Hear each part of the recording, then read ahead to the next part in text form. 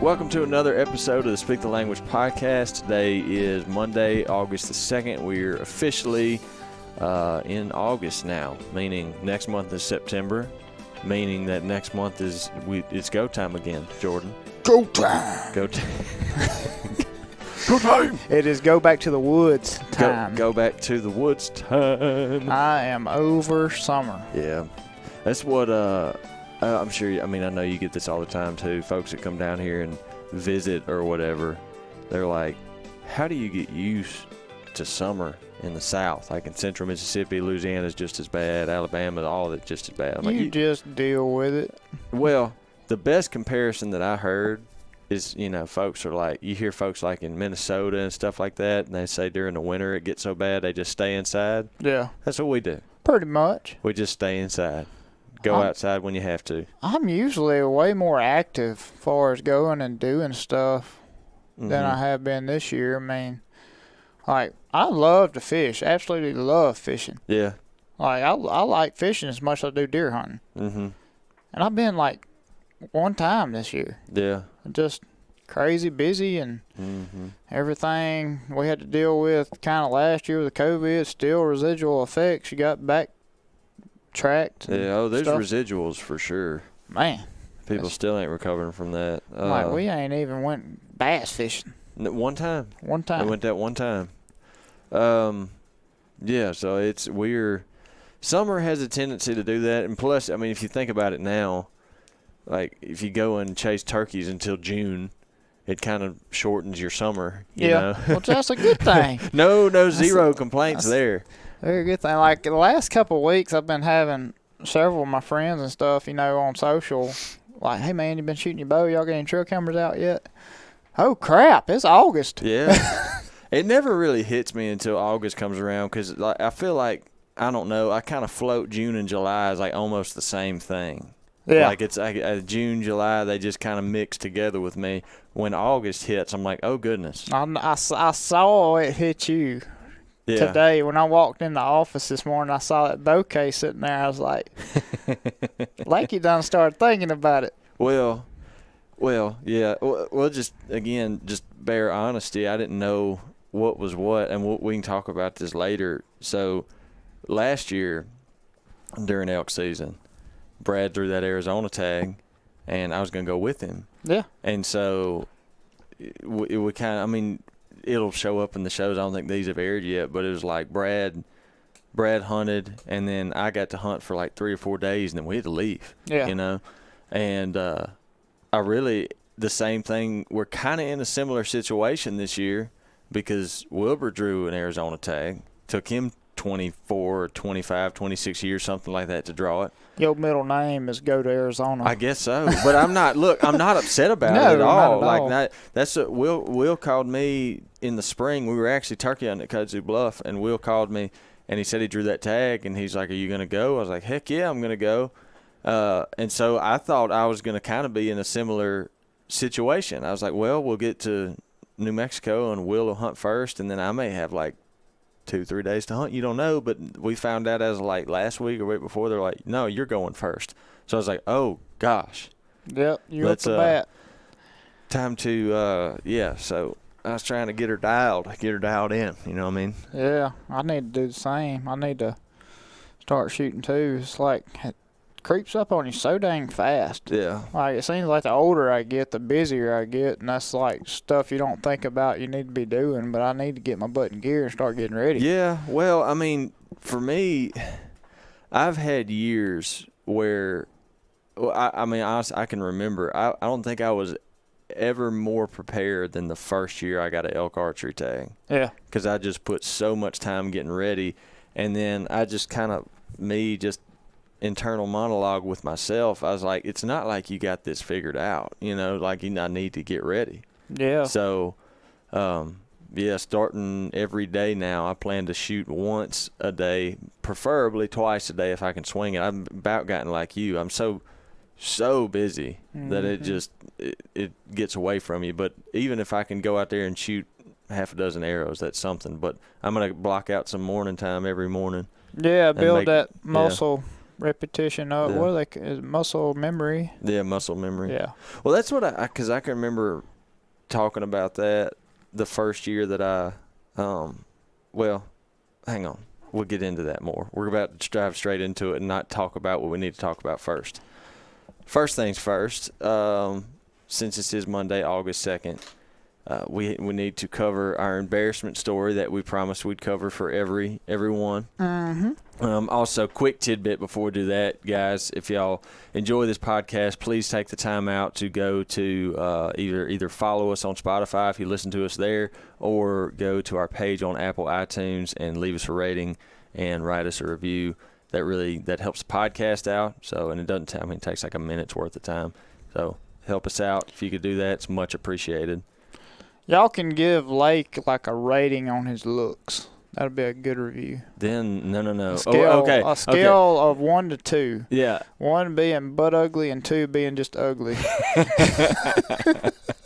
Well, I was about to say, I thought you was gonna say leave it like a 1 to 5 star rating. I'm like, don't do that. Then we'll get a whole bunch of 1 stars. But if you're telling them to write a review, yeah, go ahead and write that. 'Cause I don't care what they write, like as long as they write something.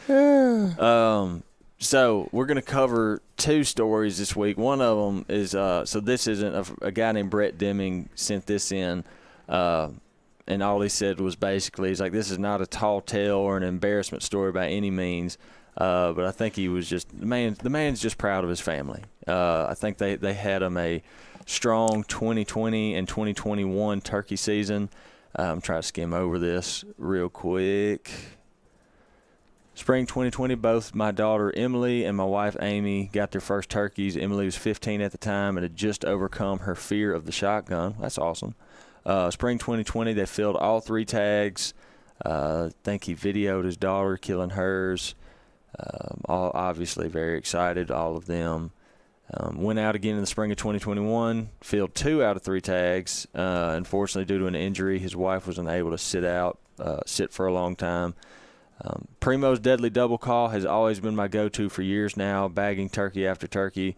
It's made 2 new hunters successful, which encouraged them to return to the sport again. They are from Southwest Colorado, and they said they've watched apparently, you've turkey hunted Colorado. I've filmed a hunt out there one time, but he said over there in Southwest Colorado, I guess the turkey population wasn't always thriving, but they said they've watched it improve over the years. Yeah, there's been, especially out in the plains part of CO, they've been doing a lot of introduction, Rios and stuff. Yeah. And I was reading up on that when I was going through there a couple of years ago hunting, because I was reading, like, when you come into the eastern side of Colorado from Kansas, there's, like, all these – it looks like Kansas forever until you get to the mountains. Mm-hmm.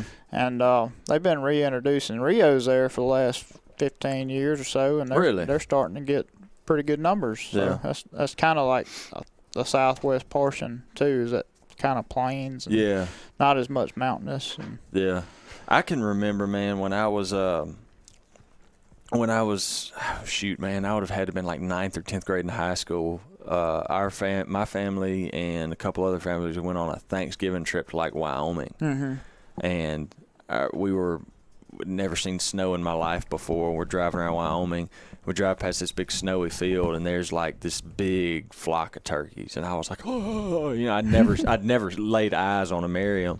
And I remember the ranch owner telling me that they'd been doing a restocking thing there.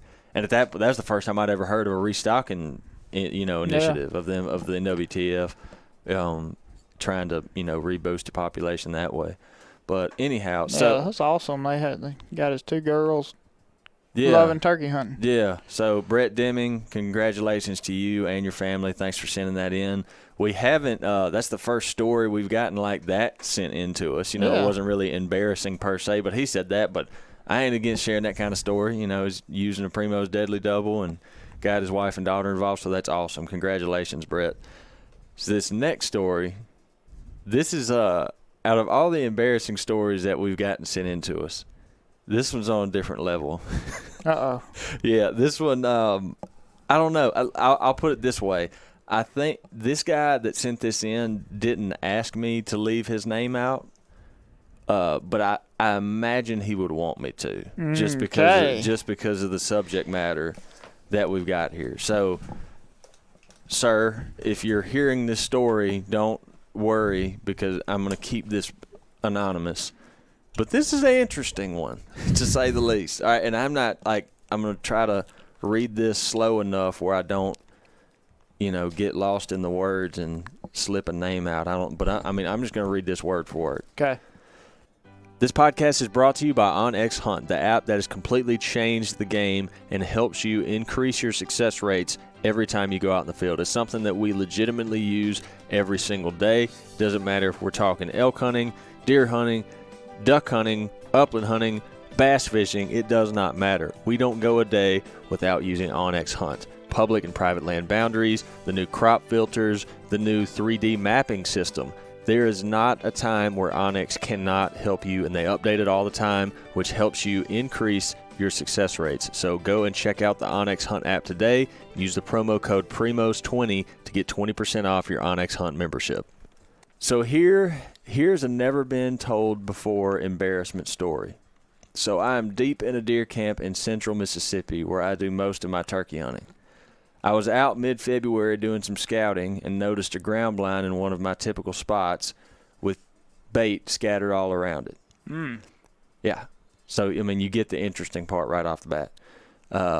I reported my findings to our camp president due to the fact that I do not hunt turkeys with bait, and quite frankly, I think very little of people who do.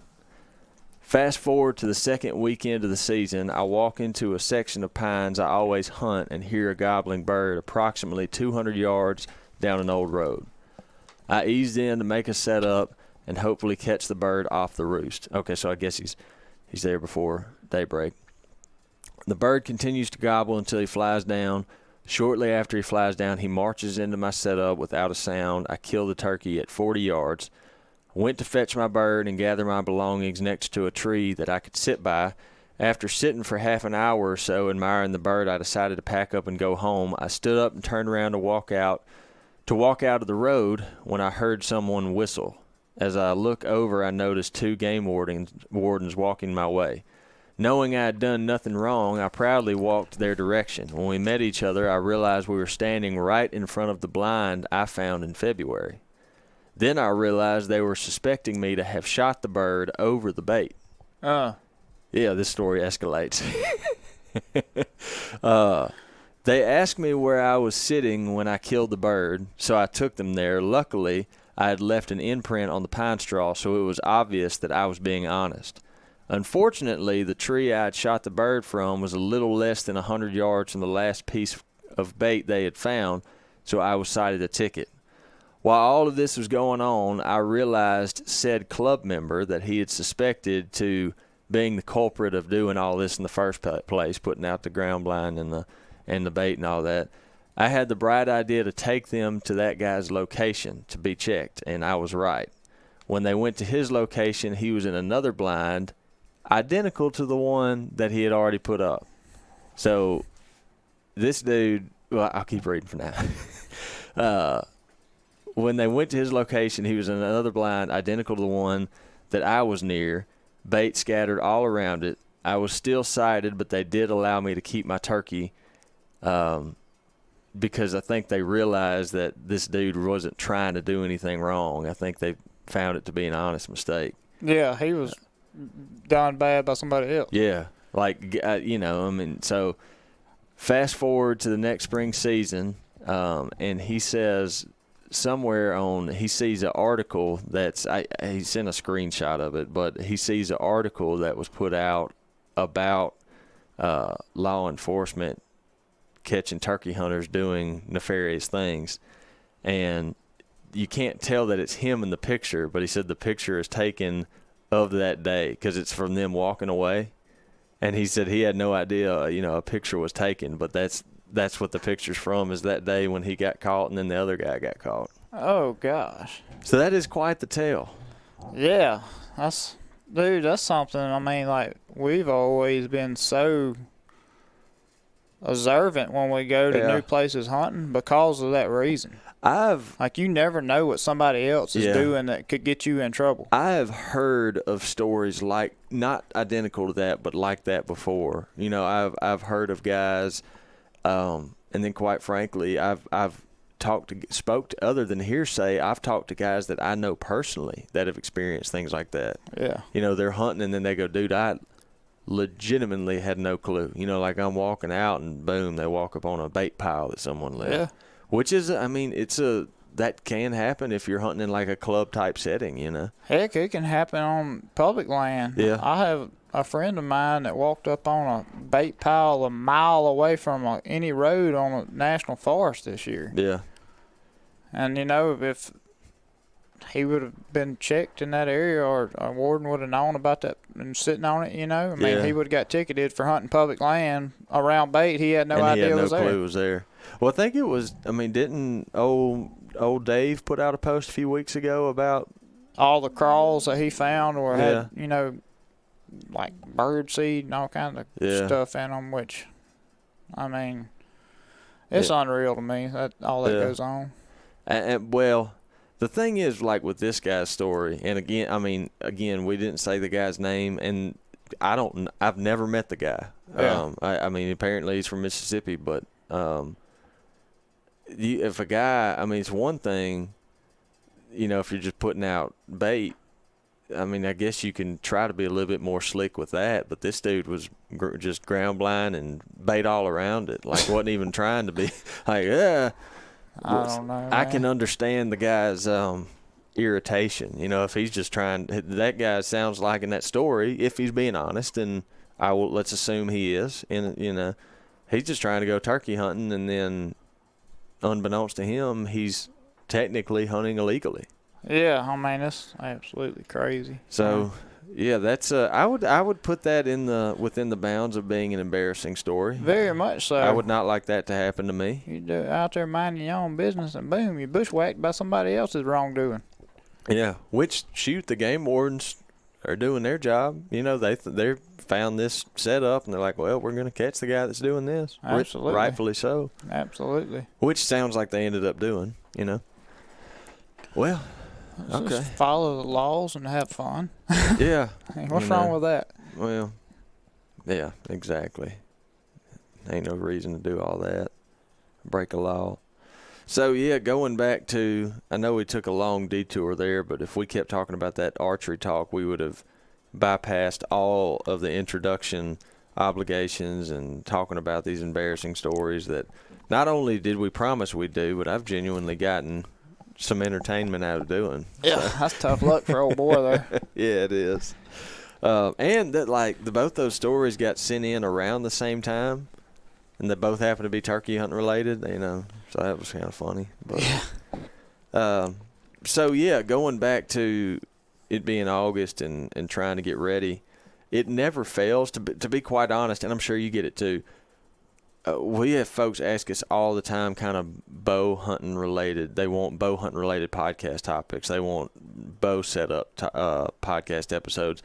And sometimes I don't avoid doing them. I just feel like we've done them so many times. I'm like, man, they really want to hear that again? I had a guy ask me this morning who was going on the elk hunt this year and asked me, you know, kind of what my setup looked like. Yeah, that's what I had it this morning. Yeah. The guy asked to do it, which I'm not against doing. I just don't want to be redundant, you know. Right. But I figured we could talk more around, instead of focusing completely on bow setup, we can cover that and kind of just some overall prep stuff, you know. If you're thinking about hitting the Elk Mountains, which it seems like more and more people do it every year. Yeah. It's I mean, as far as obtainable, you know, it's harder to do than like going out of state on a turkey hunt. Yeah. As far as just prep and getting the tags and all that, but as far as, you know, going and doing, it's something anybody can go do. You may have to save your money for a year or two, because even if you go hunt public land, it's not cheap, you know, as far as travel, and you got to, you know, invest in coolers and all that, knives and all the stuff you need if you're successful. And, you know, you got to have the stuff to prep your meat and take it out and all that. So it's a little bit more expensive endeavor than going on like a turkey or a deer hunt. Yeah. As far as gear. Yeah. And it's it's one of those things, if you've never done it and all of a sudden you just go out there, it's going to be a pretty staunch learning curve either way. Yeah, it's just, I mean, it's like anything. Just like if you didn't know how to turkey hunt, you got to learn how. Yeah. And you're going to fail a lot more times than you're going to succeed. Yeah. But my point is go into it knowing that, you know, that it's going to be, you're going to have to do some learning, and that's okay. You know, that's part of it. You ain't supposed to be, if the percentage of everyone just going out there and hitting a home run every time they tried elk hunting for the first time, then, you know, it would. I don't think it would have the allure that it has. Yeah, that's a challenging sport. But there is things that you can do to prepare yourself, even if you are going out there for the first time. Yep. Like you were saying, that kind of the cooler stuff, and there's so many resources out there now, man. As far as, you know, kind of, what do you put in a pack? We did what was it? It's been 2 years ago we did that ultimate elk gear checklist or something. But I'm sure that's still accessible somewhere. But that was what we did that year. Is we kind of we sent like a group email out to everyone on the team, and was like, list off, and we didn't even put a number on it. We were like, list off everything you think is essential to have in your pack. Yep. And talking about like learning how to elk hunt, like learning how to use calls and all that. I mean, we've got a pile of videos on YouTube. Yeah. Pretty much from beginner stuff all the way up to advanced on elk hunting. So if you're somebody that's out there looking for, you know, answers or trying to rack your brain on what to take and how to do and what to do and all of that, I mean, we've got a lot of content on YouTube to go watch. And it's under a playlist like How to Elk Hunt. You know, just go through there and watch all that. Even if you've been elk hunting for years, I mean, it's majority of it's Wilbur, and, you know, he's done it a lot. A very, very experienced elk hunter. Yeah. And Wilbur's been doing it for like, what, 30 years? Yeah. Something like that? Yeah. It's crazy. The YouTube source is absolutely there. There's stuff to hit on, and again, I have to remind myself that there's new people coming into this every year, and that's why, you know, I have that thought about not wanting to be redundant. But it's also a thing I see yearly too. Guys that go out there, and there'll be 3 guys go out together, but they all want to break apart and hunt solo. Yeah, because they think they heighten their odds. Yeah, more people with, you know, trying to get more opportunities. Yeah. And a lot of times that's just not the case. You work as a team, you may have fewer opportunities, but your success rate's going to go up. Yeah. You may increase your odds of encountering elk or hearing elk, but you're not going to increase your odds of getting those elk in bow range. Yeah. Calling them into bow range. That's what I'm talking about. Like opportunity, you may have opportunity if you, say 3 guys go out there and split up, y'all may heighten your chances of finding the elk. Yeah. But once that happens, it may be a good idea to, you know, group back up and conquer the situation that you find. Yeah. One thing that I've found too, and again, I think it's part of the allure, is there's a challenge aspect to it. Is I've talked to guys that even that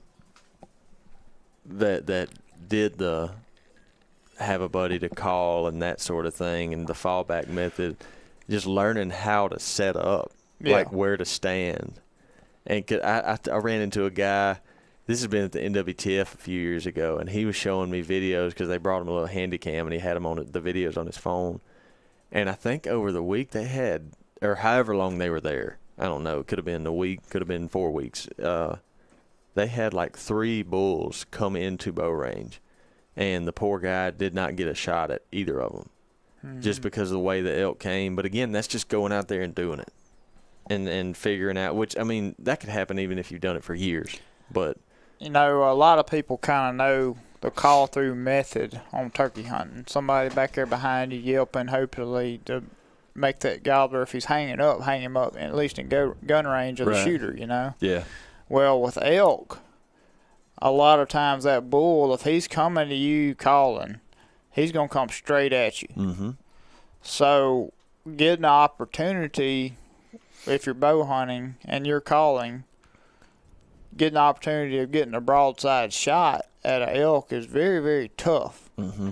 Because he's coming straight at you. It's not like a turkey. You just fine if he comes straight at you because you're shooting him, in the head with a shotgun. So, with an elk, you want that sucker broadside. Yeah.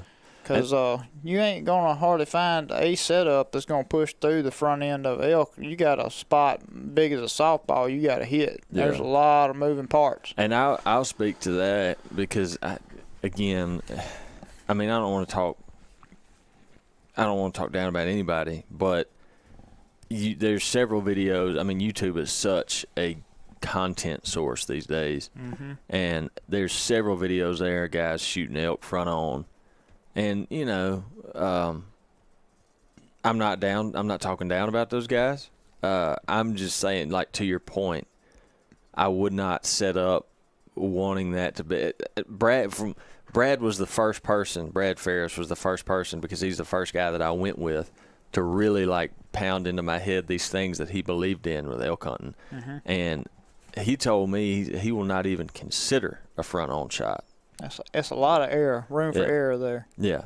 And so the setup is so crucial because you don't want, and like you said, it's not as finicky with turkey hunting on getting a shot, because you're using a shotgun and you're shooting a turkey in the head. Yeah. It's not, there's not as many variables in your way there. Elk there is.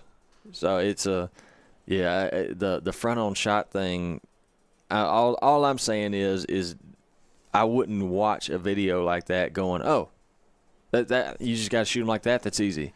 Because that's not the. Yeah, I mean, you're going to lose. Yeah. If you take that shot every time, you're going to eventually lose some. Yeah. You're not going to, as far as a quartering to you facing your shot, it's not easy to do that every time. No. You take a bull broadside 20 yards, that's like slam dunk. You're going to get him majority of the time. Mm-hmm. And when we're talking about call through, I mean, the whole purpose of using two people elk hunting, you've got a shooter and a caller. Yeah. A caller sets up in a way that's going to pull that bull broadside by your shooter. So, and two, that bull's focused on wherever the calling's coming from. So you can get away with a lot more drawing back, getting in position. You can actually get away with a little bit of movement with that bull even at 30, 40, 50 yards because he's focused on where that calling's coming from. Yeah. It just works so much better that way, getting opportunities and making opportunity happen. Yeah. Yeah, absolutely. As far as like bow setup goes, I know there's things that you run that I see all the time with elk setups. I mean, you could probably blanket this over any kind of bow hunting setup, but most guys think they got to get the world's fastest bow. They want to pull back. Not everyone wants to be Cam Haines and pull back 90 pounds. Yeah, I mean, like, you think of elk hunting, like, a lot of people think they got to be pulling back a high poundage bow and have, all this whatever kinetic energy and all that. Well, if you set up for making bad shots, yeah, it definitely helps. Yeah. But two, if you wait on the right shot to come by, I mean, my setup, I shoot a 65-pound bow, and I can pull back 70. I can shoot a 75 or 70-pound bow. But the difference in my draw cycle and those 5 pounds of draw weight is unbelievable as far as being smooth pulling it back. Mm-hmm. Like last year with the elk I shot. Yeah. I was able to draw back with that elk at like 25 yards coming straight at me. Might not could have done it so easy with a 70-pound bow. Yeah. I mean, like pulling straight back. Like I'm pointing my bow like where I want to shoot the bull, and I ease it back just so slow because he was so focused on coming up through there.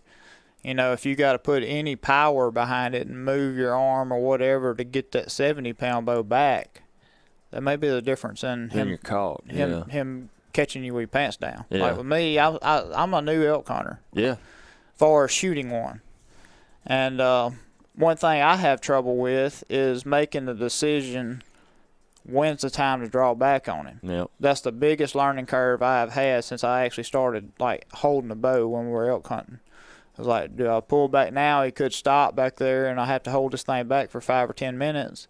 Or do I wait till I know he's committed and I'm finna get a shot? Yeah. You know, that's my biggest struggle is figuring out when to draw back. See, me, again, these are, which I keep going back to Brad, but Brad is one of the most accomplished elk archery hunters that I know, if not the most accomplished that I know.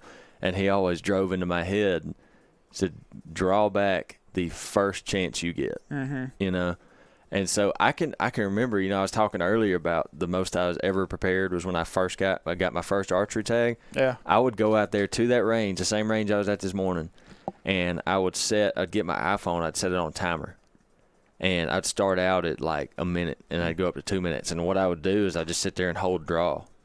But I can, if I think that elk's coming, but if I ain't even got a clear view of him yet, but if I think it's one that I might possibly shoot, the first chance I get, that bow's coming back. Yeah. Because you don't want to wait. There's so many. That's a common mistake too, even in whitetail hunting. Like, man, if you can get that thing back, get it back, because then you're ready. You know. Yeah, and that's what I struggle with the most is when to decide to do that. Yeah. Because we've all seen it so many times too, where that bull gets out there 30, 40, whatever yardage, and he's just sitting there looking at where the caller's coming from. And if the caller's we're not tuned in exactly on the same board, I mean, he may wait 2 or 3 minutes to make another elk noise where the bull gets focused on it again. You're sitting there just, like, what do I do? Yeah. I can remember, like, the first one I shot, I remember I watched, because a smaller bull would come down before that one did. And elk typically, like I said, when I heard that other bull coming, which, disclaimer, the smaller bull, I say smaller bull, the one I ended up shooting happened to be bigger. The only reason I didn't shoot the smaller one is because he never gave me a good shot. I was not trophy hunting. Yes. But, you know, I was like, after watching him come down that hill that way, I was like, chances are this other bull that I can't see yet is going to come down the same path. And I remember there was like a big fallen over ponderosa pine.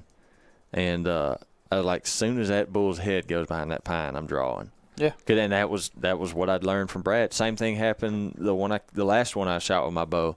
He was coming up a hill, and as soon as his eyes got behind that triangle, boom, back come the bow. Yeah, and that is something that, you know, turkey hunting and elk hunting have in common. Is like, just like when you're turkey hunting and a turkey's coming, you're steady looking at spots you are going to shoot him at. Yeah. Pick out those spots. You know, if he goes this way, I'm going to shoot him right there. If he goes that way, that's my hole. Go ahead and range those spots so you know where they're at. You don't have to think about all that. Yep. And that's one thing, too, that I've caught on to from hunting with Brad and Will and Troy and all the guys is, like, anticipate where that elk's coming to. And then you'll know what to do and when to do it. Yeah. My biggest challenge personally, because I'm not Levi Morgan, I probably rely on a rangefinder a little bit more than I should. So, like, the two elk that I've killed with my bow, both of them were killed in pretty dense timber. So I was, like you said, I had marked off several landmarks, so to speak, with my rangefinder. So when the elk was coming, and because of the density of timber, I was like, he's top pin, or he's 30 yards. Yeah. Where I struggle with is if you get somewhere more open, like if you're on the edge of a meadow or something like that, I struggle with that a lot. Yeah. What I do with elk and deer both is I make a 40-yard marks all the way around me. Yeah. Like, I know if he gets inside of there, I can judge it. Yeah. I mean, if he gets inside 40, especially an elk. Yeah, that's true. If you put it on his lungs, he's... Yeah, I mean, the difference between your 20 and 40 at, you know, if he's 35 yards, your 20, 30, 40 is all going to be in his lungs. Yeah, that is true. So that's what I do is pick out my 40-yard radius, and then when they come inside that, it's go time. Yeah, I never understood that until the first one that I killed. I remember hearing Troy say, he said, I drew back and all my pins were in his lungs. And I was like, I just hadn't experienced that, so I didn't know. And the first one I killed was like 25 yards. I remember I drew back, and when I tried to put my pins on him, I couldn't really tell where they were. All I could see was brown fur. Mm-hmm. I was like, oh, yeah. He's a big animal. Yeah, very much so. Yeah. I like the one last year, man. He was so close, I didn't even use my peep. Like, I couldn't, because when I looked through it, I couldn't figure out where on the body I was. Instinctive. Yeah, I mean, he's literally like 7 feet, you know? That's crazy. That is one big key is elk they don't see so good, thankfully. I don't think it's not so much that, but it's the way movement, maybe? It's the calling behind. They're focused up the hill. Yeah. And we've all been caught before where the caller's like 10 feet behind us, and then they do catch you. Yeah, well, because they're like that elk's supposed to be right there. Yeah, they're more focused on where you're at that point. Yeah. Now, when the collar's where he should be, 75 to 150 yards behind you, they're focused there. Yeah. You know, they're not so focused where you're at. Yeah. Because that is a good feeling, like both of them.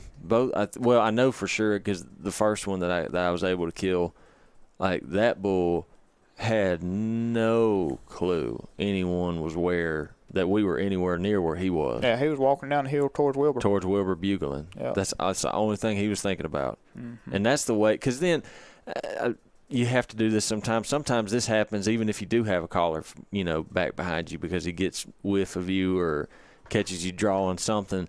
But if I can avoid it, I would like to release the arrow when that elk is chill.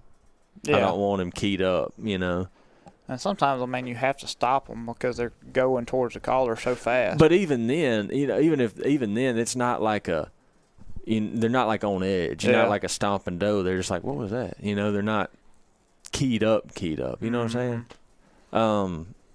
Strictly far as bow setup goes, personally, right now, I'm shooting a Matthews V3, as are you. Mm-hmm. 70-pound limbs. I'm still shooting a gold tip Pierce Platinum. I started shooting that arrow. Yeah, we both been shooting it like 5 seasons. Yeah, I mean, like it's the gold tip Pierce Platinum is one of those things for me. Like if it ain't broke, don't fix it. I've just had so much success with that arrow. Mm-hmm. I've been so happy with it. It's hard for me to get away from it. The only difference is instead of shooting a 300 spine Pierce Platinum, I'm now shooting a 250. Yeah, which it tuned better out of your bow last year. That's the only reason you're doing that. Yeah, we got those V3s last year, and I'd been shooting 300 spines forever, and we could not get it to tune with that 300 spine arrow, and we just switched to a 250, and it bullet hole.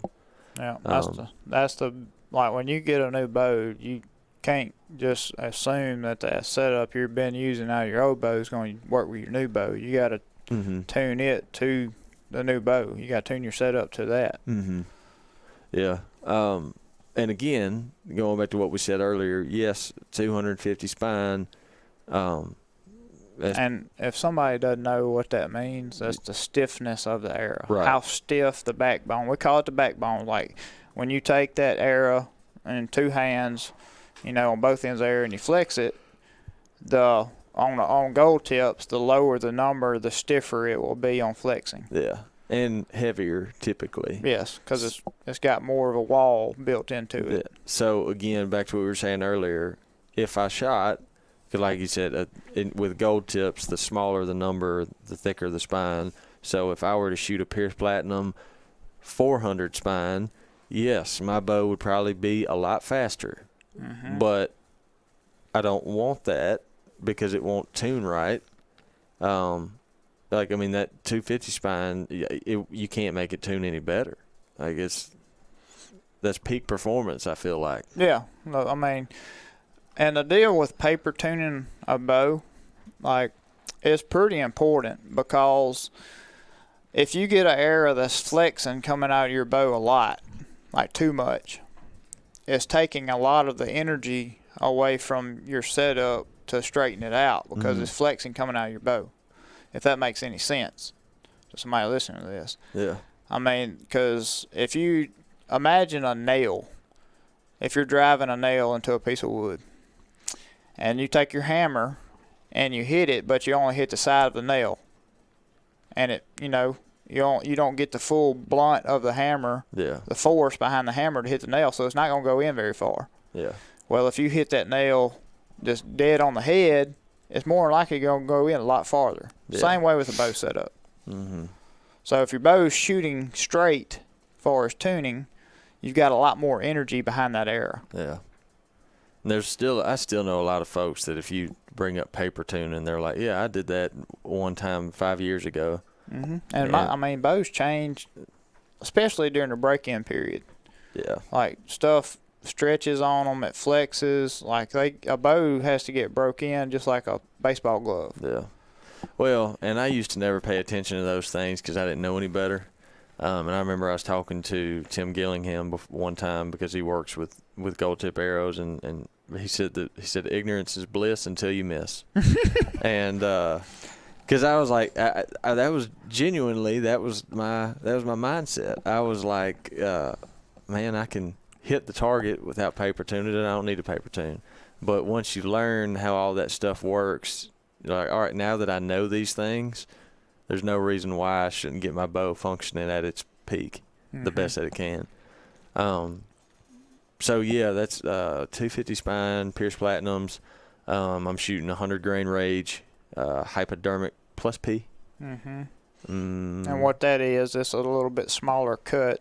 It's a 1.5 inch cut. And what we found out about the difference between the 1.5 inch cut and a 2 inch cut, regular hypodermic, is you have a lot easier time getting in between those ribs on an elk. Yeah. Yeah. If you shoot an elk with it and it happens to go through the rib cage and the blades hit it vertically, then you may be fine. But and it seems to penetrate better. All I know, it was kind of the same thing. Like I first imagined, like elk being big critter, I should shoot a bigger broadhead. I would think I'd want that 2.5 inch cut. But Wilbur, again, who's done this way longer than me, advised me. He said, get the plus P, smaller cut, this, that. And I said, look, I trust you. We'll do it. And both elk I've killed with my bow, I shot with that broadhead, and that did exactly what it needed to do. I think both of them didn't go over 100. Yeah. You know. Are you're shooting the Pierces too, right? Yep, I shoot Pierce. Well, I've shot the Platinums for a while. Then last year, I started shooting the Tours, which the only difference in them is the straightness, and they're pretty much the same arrow. I shoot a little bit different than you as far as weight on the arrow. Mm-hmm. I put 150 grains of fat weight on the front of my arrow. Mm-hmm.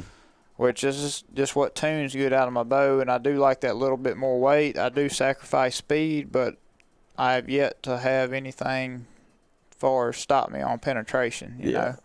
And, I mean, I'm not going to hardly shoot a deer under 50 yards or elk under 50 yards. It's usually under 40, you know, but maximum 50. And, I mean, really, the difference between your pins shooting 295 feet a second versus 275 feet a second really isn't that much difference at that distance. That's not. I mean, like I think my bow right now is shooting 306. Yeah. And that's not. I guarantee you, that our pins 20, 30, and 40 are not that different. No. It's just not enough speed to make that much of a difference. Now you go to greater distances, then sure, but. Mm-hmm. And it's arrow choices are a big deal when it comes to what do you want out of your setup. Yeah. Me, I want to hit them with a Mack truck. Yeah. That's just what I want. Mm-hmm. Some people like speed, but far as when you get a really high speed bow, like your setup's far speed, you'll have occasionally happen where you are glancing off bone, you know. Yeah. So. You don't want that. Yeah. It's like kind of like the difference if you're playing catch in the yard, keep staying on the baseball theme, throwing a Nerf ball versus throwing a baseball. Yeah. You know? Mm-hmm. Same size ball, but one of them sure hits a lot harder than your glove. What else are we on a bow? Sights. I still started. I mean, you're the one that got me doing it, I think, the sight with the roller on it. Mm-hmm. Mine's a black gold Ascent, I think. Yeah. Yeah, Ascent Verdict or something like that. Mm-hmm.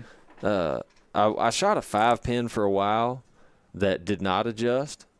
And, again, the sights are all personal preference. Some people shoot a 5-pin stationary and they're good with it and roll on. Find what works with you. Yeah. Don't think just because this person does this, you need to do it too. What I eventually went back to is just a 3-pin that adjusts. Because I'm about like you, and there's folks out here, I'm sure, that are from out west, and if they hear me say that I'm typically not going to shoot over 40 yards, they'll scoff at me because them Westies, man, they'll be flinging those arrows. But well, you have to if you're going to do like spot and stalk type hunts. I mean, you have to be ready to shoot 70 yards. You know. Yeah. But that's typically that's not the case down here, and so 20, 30, and 40 pin with the ability to adjust I need to has been good for me. Yeah. And it makes the sight less busy. You don't have as many pins to pick through. I got 3. That's what I ran into too, as I started really, I guess, fine-tuning a setup to what my mental game is.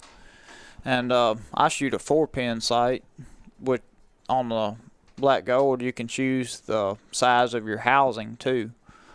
And I shoot the big housing, which I think is a 2-inch size circle. Yep, that's what I got. And what I found out with it, with shooting less pins and having the bigger housing, yes, you give up a little bit on your accuracy at longer distances because there's more room for error with a bigger housing and your peep lines up.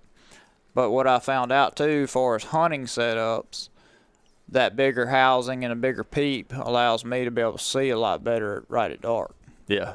And I'm able to see what I'm shooting at more so than trying to just squint through a little bitty peep and a little bitty housing. Yeah, well, like for me, it was if you're shooting something at 40 yards, like if I'm shooting a whitetail at 40 yards, with 5 pins on there, I can't see much of the whitetail.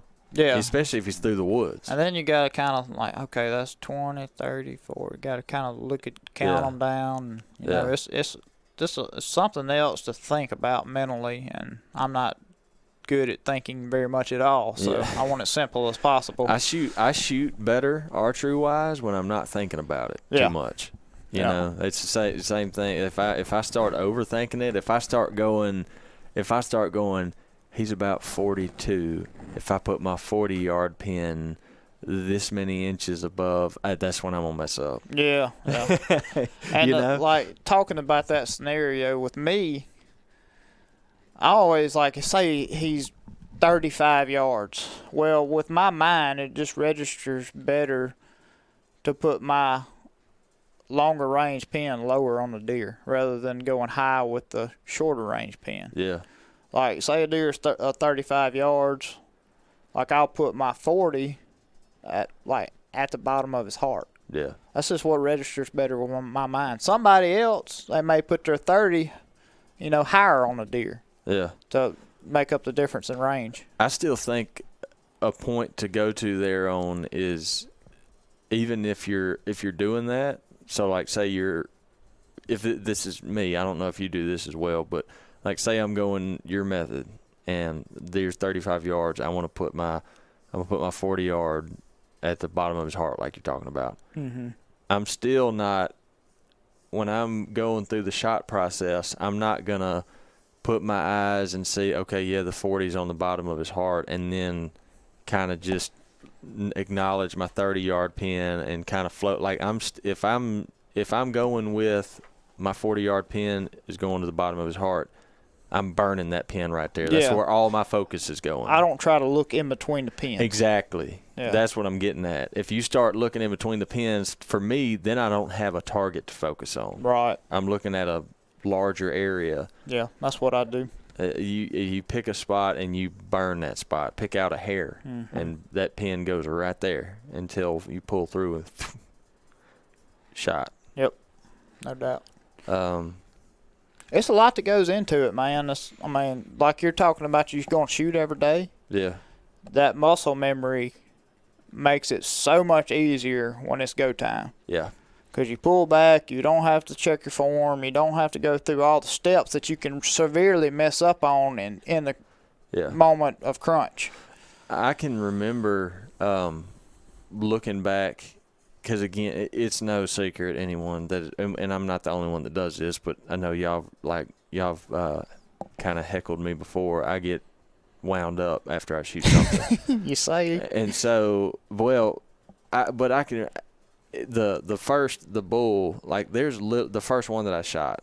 The second one, I was able to look. I was able to think back on the thought process and have a lot clearer picture of what all I did. Mm-hmm.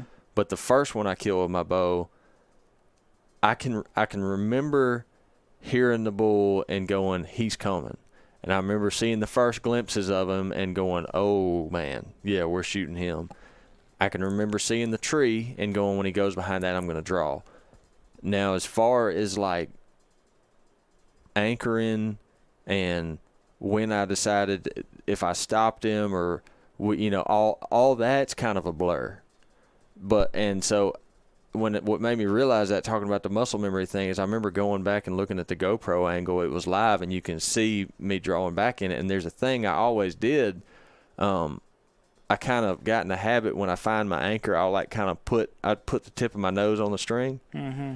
And I kind of I'll put my nose on it, and I'll put my nose there, and I'll kind of lift up and set it back down on there. That's kind of, I don't know, it's just kind of a thing that I did. And as I'm watching the footage of the GoPro, I did that.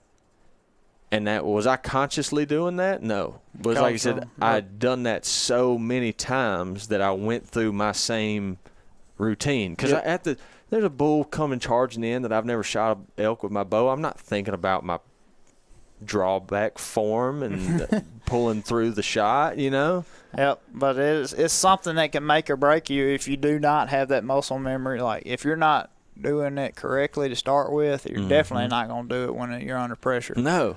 You fall apart. Yeah, no doubt. And you don't want that, because then you'll hopefully you miss if that happens. Lord forbid you shoot one bad and lose him, because that is the absolute worst. Yeah.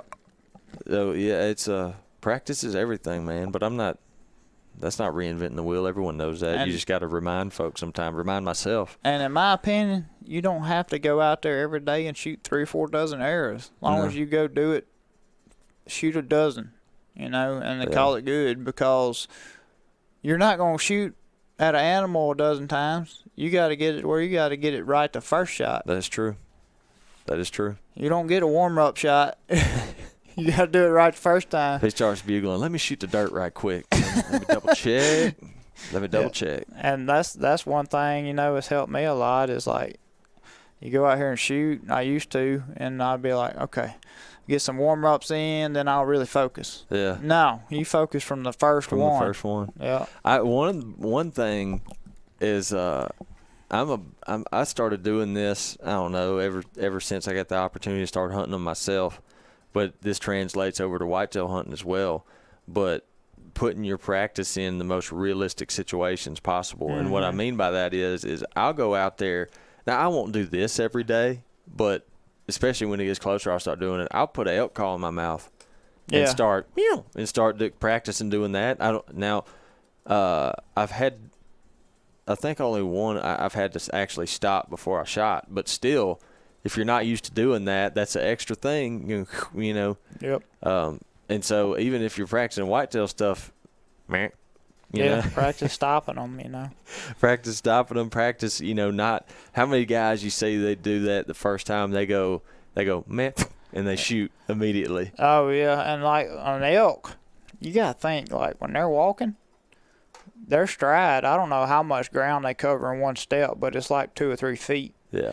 So if you shoot that elk while he's taking a step, it could go from right behind the shoulder all the way up in the guts with him one step, Yeah. Practice like it's the real thing. That's right. Anything we left off on bow setup? I'm shooting right now. I still have a bee stinger with a 10-degree down angle.